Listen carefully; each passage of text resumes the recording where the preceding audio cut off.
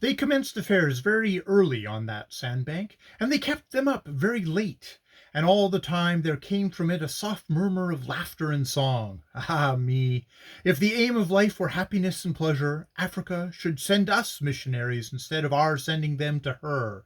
But, fortunately for the work of the world, happiness is not. One thing I remember which struck me very much regarding the sandbank, and this was that Mademoiselle Jacot found such pleasure in taking her work to the veranda, where she could see it. I knew she did not care for the songs and for the dancing. One day she said to me, "It is such a relief." "A relief?" I said.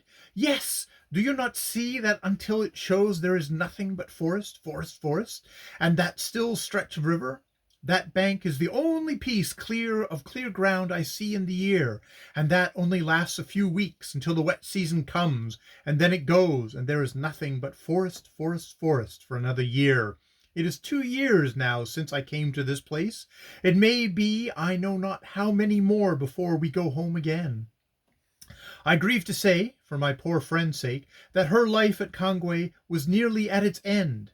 Soon after my return to England I heard of the death of her husband from malignant fever. Monsieur Jacot was a fine, powerful, energetic man, in the prime of life.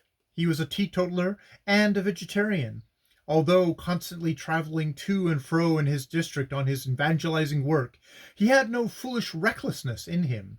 No one would have thought that he would have been the first to go of us who used to sit round his hospitable table. His delicate wife, his 2 young children, or I would have seemed far more likely. His loss will be a lasting one to the people he risked his life to, what he regarded, save. The natives held him in greatest affection and respect, and his influence over them was considerable, far more profound than that of any other missionary I have ever seen. His loss is also great to those students of Africa who are working on the culture or on the languages. His knowledge of both was extensive, particularly of the little-known languages of the Ogwe district. He was, when I left, busily employed in compiling a dictionary of the Fan tongue, and had many other works on language in contemplation.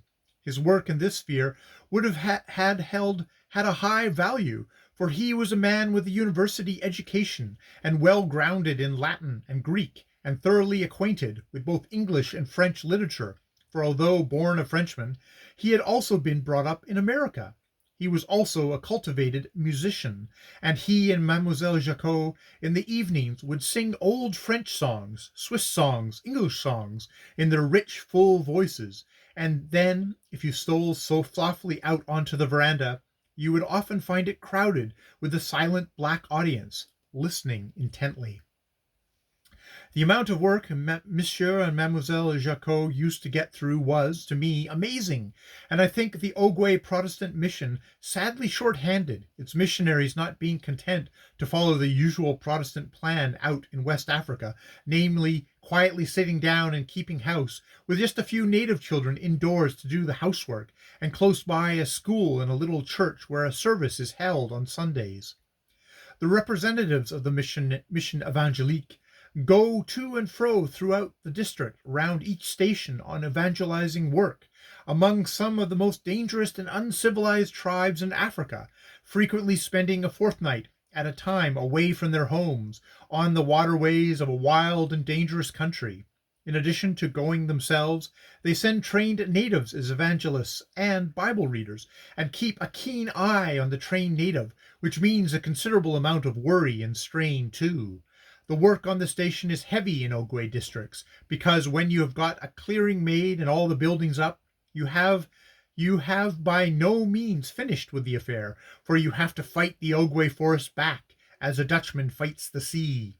But the main cause of work is the store, which is in this exhausting climate is more than enough work for one man alone.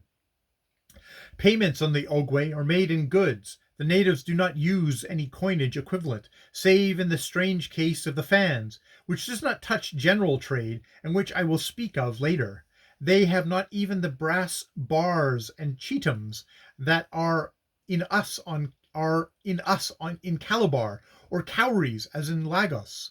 In order to expedite and simplify this goods traffic, A written or printed piece of paper is employed, practically a check, which is called a bon or book, and these bonds are cashed, i.e. gooded, at the store.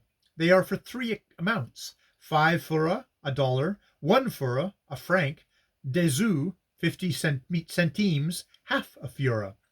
The value given for these bonds is the same from government, trade, and mission. Although the mission evangelique does not trade, i.e. buy produce and sell it at a profit, its representatives have a great deal of business to attend to through the store, which is practically a bank. All the native evangelists, black teachers, Bible readers, and laborers on the station are paid off in these bonds, and when any representative of the mission is away on a journey, food bought for themselves and their canoe crews is paid for in bonds, which are brought in by the natives at their convenience, and charged for goods at the store.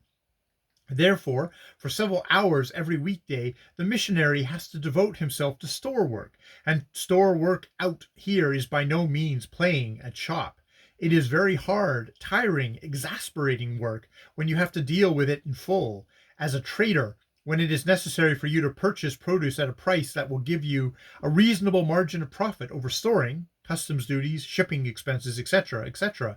But it is quite enough to try the patience of any saint when you are only keeping store to pay on bonds, a la missionaries, for each class of article used in trade, and there are some hundreds of them, has a definite and acknowledged value. But where the trouble comes in is that different articles have the same value. For example, 6 fish hooks and 1 pocket handkerchief have the same value.